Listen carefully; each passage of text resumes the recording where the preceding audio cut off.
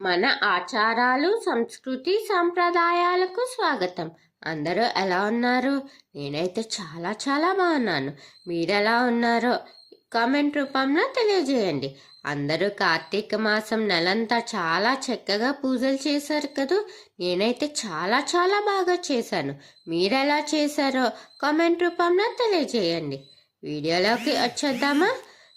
శివపురాణంలో త్రిపురాసురులు ఎలా ఉద్భవించారో తెలుసుకున్నాం కదా. దాని తర్వాత కథ ఏంటో చూసేద్దామా మరి.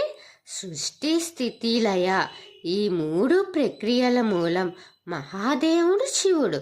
కానీ ఒకప్పుడు ఆయన సృష్టిలోనే త్రిపురాసురులు అనే 3 రాక్షసులను దివ్యశక్తులతో అహంకారానికి బలి అయ్యారట. క్రమంగా వారు ధర్మం విరిచి దేవతలను అందరినీ వేధించడం ప్రారంభించారు.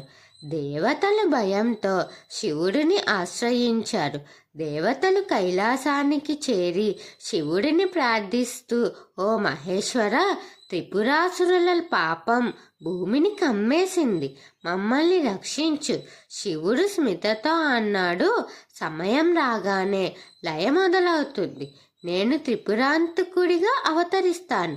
అప్పుడే దేవతల సహకారంలో ఒక దివ్య రథం సృష్టించబడిందట. భూమి రథం సూర్యుడు, చంద్రుడు చక్రాలు, పర్వతాలు అక్షరాలు విష్ణువు రథసారథి, బ్రహ్మదేవుడు బాణం సిద్ధం చేశాడు. ఆకాశంలో 3 త్రిపురాలు ఒకే రేఖలో చేరుతాయి. శివుడు బాణాన్ని ఎత్తి ధ్యానం చేస్తాడు.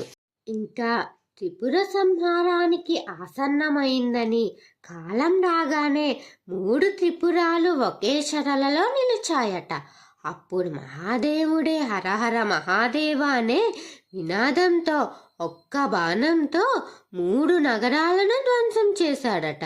త్రిపురాలు 3 భస్మమయ్యాయి. త్రిపురాసురులు శివుని కరుణతో మోక్షం పొందారు. భస్మం నుండి లింగాకార జ్యోతి వెలువడుతుంది. దేవతలందరూ మళ్ళీ సంతోషించారు. త్రిపుర సంహారం ఎలా జరిగిందో తెలుసుకున్నాం కదా. దీని తర్వాత కథేంటో తర్వాత వీడియోలో తెలుసుకుందాం. వీడియో కోసం ఎదురు చూస్తూ ఉండండి. మన ఆచారాలు, సంస్కృతి, సాంప్రదాయాలు వీటి మీద మీకు ఆసక్తిగా ఉంటే నా ఛానల్ని సబ్స్క్రైబ్ చేసి అలాగే పక్కనే ఉన్న బెల్ ఐకాన్ క్లిక్ చేయండి. నా వీడియోస్ని మీరు ఆదరించి లైక్, షేర్, కమెంట్ చేయండి. ఓం శ్రీ మాత్రే నమః.